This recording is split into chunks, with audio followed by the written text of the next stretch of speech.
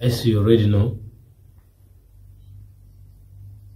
the president of Tunisia, Saied, on Tuesday that there is urgent need to halt immigration policies of the country to stop immigration into Tunisia by other African countries.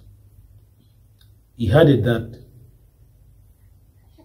it is a political move by some opposition party leaders to make it a big impact in Tunisia. In other words, to make it an overhaul of the race. According to his statement, he said that the plan of the opposition leader, which he did not mention, is to make sure that Tunisia becomes purely African race, which, according to his statement, he says, would aim at disconnecting Tunisia from the rest of other Arab or Islamic states around the world.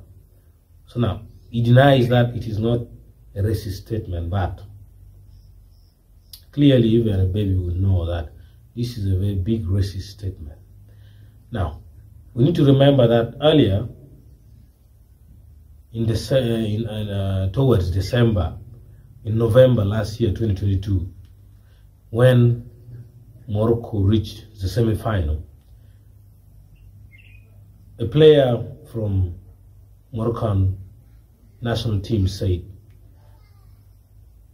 the win that they had is a tribute to the Arab and the Tunisian. That is also another racist statement, of which, after press and great concerns of social media, he had to go and apologize to the Africans. That player is called Buffon. Now, it is a very saddening that the horns of Africa are starting to behave in a very weird manner. Actually, to me, I believe they have been racist all along. It has just started emerging out from their own mouths. Now, this escalation of racism, what if they also get treated in the United States or UK the same way they're thinking about the Africans?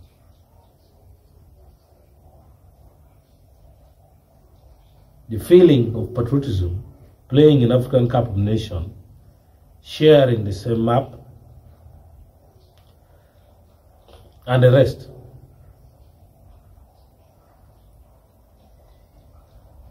I never wanted to bring this on this platform of global patriotism, but now I would like you, my viewers, to know that this is something that is already happening. Tunisian president making that racist remark. I think all the people around the world need to take it as a great concern. This is a segregation matter. Amnesty has already labeled them a witch hunt. And to me personally, it is more than a witch hunt. To me, it is a witchcraft. That is a bewitching statement against the Africans.